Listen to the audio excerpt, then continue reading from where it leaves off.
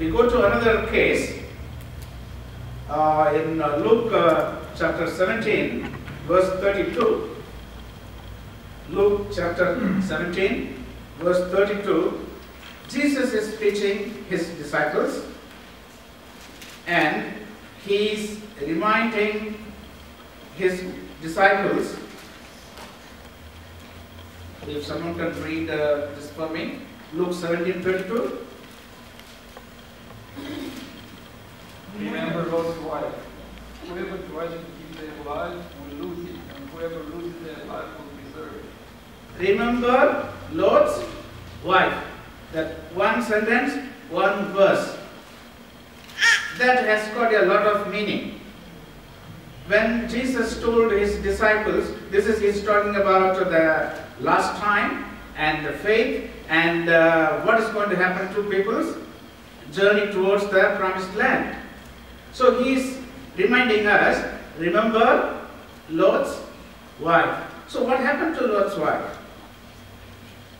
We know that again further, when Abraham took his journey again from Haran to the promised land, he was 75 years old, and the scripture clearly tells Lot went along with him.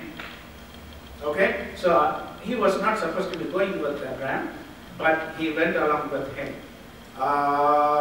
So later on we read they separate because they couldn't stay together, and when they separated, Lot decides to live among the people of Sodom. So the description of the land of Sodom says that that time it was looking like Garden of Eden, equal to Garden of Eden, very fertile, green, beautiful. Isn't it? So this has a meaning too. When we are living in a place where very rich and comfortable, there is a lot of wickedness too. There's a lot of wickedness too. Because that's what the book of Isaiah tells, that when you reach the stage of wealthiness, you forget God. You forget God. So we have to be comfortable, but at the same time, we have to remember our God every time. That we bless our God for giving us that blessing. Isn't it? So he went to live among the people of Sodom, and the wickedness of Sodom and Gomorrah was too much. So God says that I have come down to see, then destroy them. So when the conversation between Abraham and the angel was taking place, Abraham was bargaining for Lot and his family to save them. So the angels reached there, and although they were delaying, but the angels couldn't delay anymore, so they dragged them out of Sodom, and with one command they let them go. Run, don't turn back. Don't look back here what's happening. Run.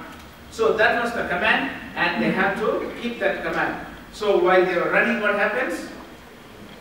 Lot's wife turns back. What do you think about her turning back? What does it mean? While we are running, although we are running with the Spirit of Jesus Christ, but still we might do the same thing like Lot's wife did. We turn back. We turn back what? We are turning back to see our comfort. We are turning back to see our wealth. We are turning back to see our friends and family. We are turning back to see number of things which we should have forgotten and gone. Although we took that step of going forward, but we look back because it was good. Isn't it? Leading a Christian life is not easy. If someone tells you that, oh, you become Christian, you enjoy life, yes, God does bless you, but it's not that easy as you think. It's very difficult. So when she looked back, she became pillar of salt. So what happens in our Christian life is, time and again, we become pillar of salt. We stop, we freeze, no more growth, no more further journey. Isn't it? But the grace of Lord always is with us. He gives life to us. He encourages us. Then He let us go forward. So brothers and sisters, I am asking you to think, are we making our journey the right way? Or we keep watching back every time? If we are going to watch back every time, that we are going to become pillars of salt. Isn't it? That's what Apostle Paul says. We are dead to sin. Once we are dead to sin, we don't go back to do the same sin again. We are born again. Once you say that you are born again, that you don't go back to your life again, visit that life, you might say, oh, one more time. Isn't it? One more time doesn't matter. Let me do the same what I did one more time. Please don't do that. It's applicable to me also, that we are supposed to be walking straight. Okay. The implication of Lot's wife looking back had a greater impact on their family. Now the father and two daughters, they were running, and because they bargained for another town where they could go and stay, which was Zoar. And Zoar was also equally wicked. And because these people said that because it's close to them, and they wanted to go reach there, so angel said, we will save that for your sake. Otherwise it was not meant to be left alone. That was also supposed to be destroyed. But because Lord bargained that place that you could go and stay there, they left it alone. But it was so wicked, they did not settle in that town.